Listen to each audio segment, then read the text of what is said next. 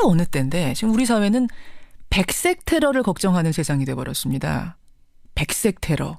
우익의 테러를 뜻하는 용어인데요. 지금 이른바 우익 세력들이 박영수 특검, 문재인 대표, 손석희 사장 이런 사람들 집 앞으로 가서 야구 방망이 흔들고 목을 쳐야 한다 외치고 암살만이 나라를 구하는 길이다. 글을 올리고 있습니다. 이정미 헌재소장 대행의 집 주소를요. 팟캐스트에서 공개하기도 했는데요. 그 박사모나 박대모 게시판에 들어가 보면은 준비물은 30cm 회칼, 흰 장갑, 유언장이다. 이런 글도 보이고요. 이정미 대행을 살해하겠다. 나는 죽어도 여한이 없다. 이런 글도 있었습니다. 이런 백색 테러 행위들에 대해서 이게 조직적이다. 배후가 있다. 이런 주장을 하는 분이 계세요. 더불어민주당 표창원 의원 직접 만나보죠. 표 의원님 나와 계십니까? 네, 안녕하세요. 박영수 특검 집 앞, 손석희 사장 집 앞, 문재인 전 대표 집 앞, 이정미 헌재소장은 집 주소 일부가 팟캐스트로 공개가 되기도 하고 이 분위기 어떻게 보세요? 상당히 걱정스럽고요. 예. 한마디로 말씀드리자면 헌재나 특검 그리고 국민 다수를 공포에 몰아넣겠다라는 의도성이 상당히 짙게 보입니다. 그렇게 해서 그러한 공포 분위기를 조성을 해서 자신들이 원하는 방향으로의 변화를 이끌어내겠다. 그런 부분들은 테러방지법에 규정한 테러 개념에 맞아떨어지거든요. 예.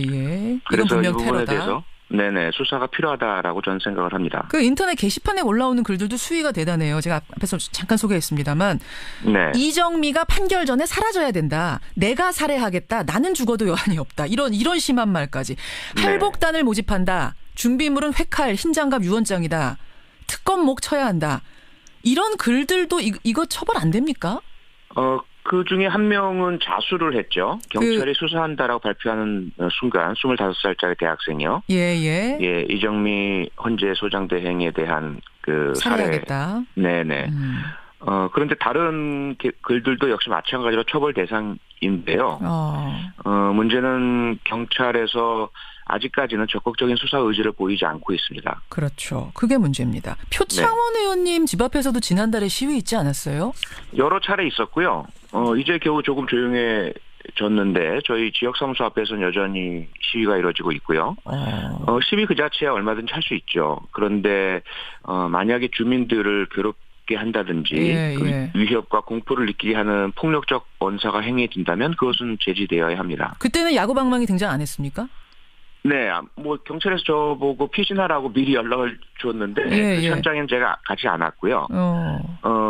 그런 보도 내용 같은 것들은 없었던 것으로 봐서 야구방망이나 무기는 등장하지 않은 것으로 보입니다. 그럼 뭐를 가지고 그렇게 위협적으로 행동을 하든가 뭐가 등장했습니까? 우선 그 확성기로 상당히 커다란 소음이 있었고요. 그리고 대형 화면에 잘 아시는 그런 저나 제 가족을 패러디한 그림 같은 거 띄워놓고 그림 같은 것들 그리고 상당히 그 공격적인 발언들 이런 부분들이었죠. 그러니까 이 집 앞 시위라는 게 광장이라든지 국회 앞이라든지 이런 데서 하는 시위하고는 느껴지는 위협의 정도가 다를 것 같아요. 상당히 다르고요. 주거의 평온이라는 헌법상의 권리에 대한 심대한 침해죠. 그렇죠. 거기에다가 그 목적이 상당히 불온한 게 뭐냐 하면 저에 대한 것들도 우리 이웃들로 하여금 저 사람 때문에 이렇게 시끄러우니 저 사람 좀 내쫓자. 라는 분위기를 형성하겠다라는 게 역력하고요. 직접적 그런 내용을 표시한 글들도 상당히 많이 온라인상에서 게재가 됩니다. 동시에. 그래요. 네네. 그러니까 이게 사실은 이제 가족들 중에 예를 들어서 박영수 특검 내 집이다 이러면은 그 이웃들이 아파트거든요. 이웃들이 여기가 박영수 특검 내 집인지 매일 마주치는 저 아이가 박영수 특검의 집의 아이인 이거 잘 몰랐던 이웃들도 그 앞에서 확성기 틀어놓고 무슨 야구 방망이를 흔들고 하면은 달리 보이는 거예요. 이런 걸 노리는 거겠죠. 불안함. 네, 그렇습니다. 다행스럽게도 우리 이웃분들이 오히려 지지와 격려 의사를 많이 표현해 주세요. 그런 시위가 있으면. 하지만 그렇게 행하는 그 사람들로 인해서 주민들이 피해를 입는 건 사실이죠. 그런가 하면 더 심각한 것도 있습니다. 가짜뉴스. 온라인 오프라인을 가리지 않고 돌고 있는데요. 이런 것도 봤어요. 저는. 세월호 사건은 북한 지령이었다. 박원순 시장이 촛불 집회 보면서 스케이트장이나 개장할 걸 하고서 후회했다. 이런 게 그러니까 인터넷에 설처럼 떠도는 정도가 아니라 아예 신문처럼 인쇄가 돼서 뿌려지더라고요. 네네. 가짜 뉴스, 페이크 뉴스라고 하는데 그 모양과 형식이 일간지, 예. 그대로 담고 있고요. 그다음에 심지어는 CNN이나 BBC 등 국제적인 그 방송사의 화면을 그대로 차용해 와서 그렇죠. 내용만 바꿔서 하기 때문에 많은 분들이 혼돈을 일으키고 가짜뉴스를 믿게 되는 현상이 나타나고요. 예. 더 큰 문제는 말씀하신 것처럼 세월호와 관련된 악성 뉴스가 많다 보니까 어제 같은 경우에도 그 광장에 오시는 분들, 끝나고 가시는 분들 중에 네. 노란 배지나 리본을 달고 다니시는 분들이 친박 집회 참가자분들로부터 상당한 위협이라든지 공격이라든지 이런 것들을 당하는 일들이 계속 발생을 합니다. 그 노란 리본 같은 거 달고 있으면 뭐 빨갱이냐 이런 얘기 듣고 네네. 폭력의 위협을 받기도 하고. 근데 저는 궁금한 게요, 표창원 의원님. 이 신문, 가짜 신문 돌아다니는 거 보면 한두 장이 아니에요. 상당히 정교하게 찍었어요. 정말 진짜처럼. 그거 아파트 앞에 막 쌓여 있습니다. 네. 이걸 찍으려면 돈 들고, 운반하려면 돈 들고, 이게 과연 개인이 자기 돈 들여서 이렇게 할 수 있는 건가? 어떻게 보세요? 할 수 없죠. 할 수 없고요. 그동안 이 상황이 오기 전에도 이미 전경련에서 수십억 원의 돈을 우익단체들이 지급한 상황들이 확인이 됐고요. 그리고 그 가짜뉴스 같은 경우도 본인들도 주장하건대 뭐 300만 부를 찍어냈다라고 주장을 하고 있고요. 예, 예. 그리고 그동안 그 일부 탐사 언론, 방송에서도 추적을 한 결과 예. 신문이 인쇄되는 인쇄소에서 인쇄가 된 정황도 확인이 됐죠. 거기에 관계된 조직 단체들도 상당히 윤곽이 드러나 있고요. 예. 이런 부분들은 금액도 금액이지만 기획 내용에 대한 어떤 공유라든지 예. 배포라든지 이런 부분에 상당한 조직과 인력과 돈이 투입된 것은 사실입니다. 그 어디서 나오는 겁니까? 정경련이 일단 의심받고 있고요. 예. 정경련만이 아니라 지금 의심받는 곳 중에 하나는 청와대에서도 그 허현준 전 행정관이 그런 일을 하다가 이제 사직을 했는데 그 개인의 문제가 아닌 조직적이고 공식적인 업무였다면 이어지고 있을 것으로 추정이 되고요. 네, 그리고 자유총연맹 역시 그 물결에 합류하고 홈페이지에 보면 보수 단체의 총본산이라고 아예 명시하고 있거든요. 예, 예. 그러면서 이 탄핵 기각과 반대에 대해서 목소리를 높이고 공개 의사표명도 하고 이런 부분도 어떤 배후로 의심받고 있는 정황입니다. 그렇군요. 청취자 강명준님 외에 여러분이 지금 질문을 주시는데 근데 이렇게 가짜 뉴스가 아파트마다 넘쳐나고 있고 이 전혀 근거 없는 사실들이 진짜처럼 도배가 돼가지고 돌아다니고 있는데 경찰은 왜 보고만 있습니까? 이런 질문 주셨어요.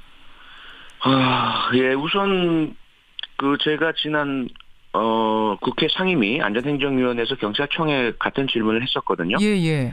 그랬더니 경찰청에서는 문제가 있다는 것은 인식하고 있지만 아직까지 그렇게 수사라든지 법 집행을 해야 할 사안이라고까지는 판단하지 못하고 있다라는 답변이었고요. 이에 대해서 이제 제가 그렇지 않다라는 증빙과 주장을 하면서 예.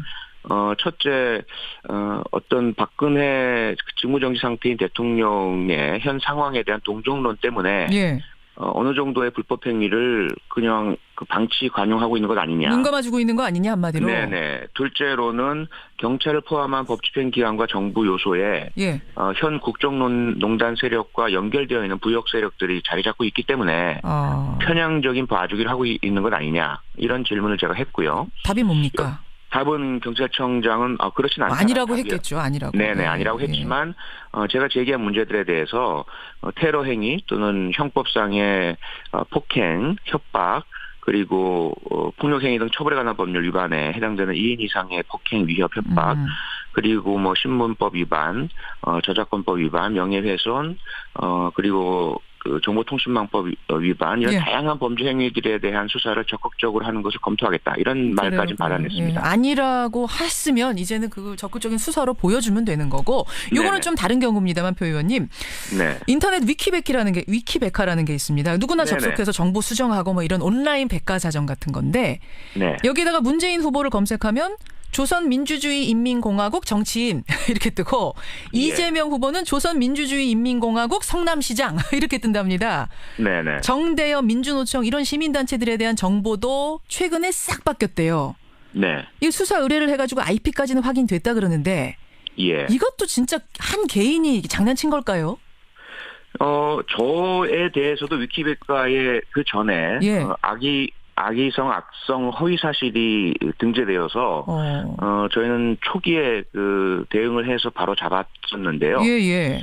지금 이 상황들을 보아하니 그 내용도 상당한 그 어떤 전문성 내지는 의도성 그리고 동일한 내용들이 여러 개인이나 단체를 향해서 행해지고 있는 것들을 봐서는 예.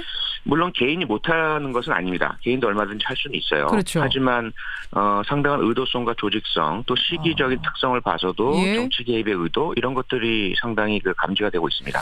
지금 이제 청취자 40대 아빠님 또 8845님 등등이 사실은 국정원 댓글 사건 예전에 그 트라우마가 다시 떠오른다. 네, 그때도 설마 했는데 개인이 아니라 국정원이 선거에 개입한 걸로 나중에 드러나지 않았느냐. 네. 혹시 이번에도 선거 국면하고 맞물려서 뭐 그런 일들이 또 재발하는 건 아니냐. 걱정들 하시네요. 네. 같은 걱정을 공유하고 있고요.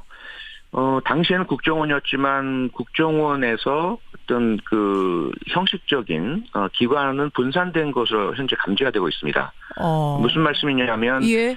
국정원과 군 사이버 사령부에서 그 중심이 돼서 해오던 일들을 예. 다양한 형태의 보수 단체 그리고 청와대에도 김모 비서관이 그런 일을 지난 대선에서 하다가 청와대 비서관으로 옮겨갔죠. 예. 그러면서 청와대에서도 어떤 한 부분을 담당해 왔던 것으로 보이고요. 예. 현재까지 그런지는 모르겠지만 그래서 그런 부분들은 저희들이 상당히 그 긴장감을 가지고 모니터링을 하고 있고요. 그리고 디도스 공격도 있었죠. 2011년 선관위 홈페이지에 대한 예. 그 부분도 지금 다시 그 당시 수사가 마무리된 것과는 달리 배후에 그 박기태 당시 국회의장 등의 거물 정치인들이 있었다라는 정황이 계속 포착되고 있어서 그래요. 좀 더 폭넓은 조직적인 그 개입에 대한 좀 경고를 하고 있습니다. 참 이야기 나누면서도 이게 시대가 어느 때인데라는 생각이 들고 씁쓸합니다. 여기까지 말씀 듣고요. 표창원 의원님도 오나가나 몸 조심하시고요. 네네. 고맙습니다. 고맙습니다. 더불어민주당 표창원 의원이었습니다.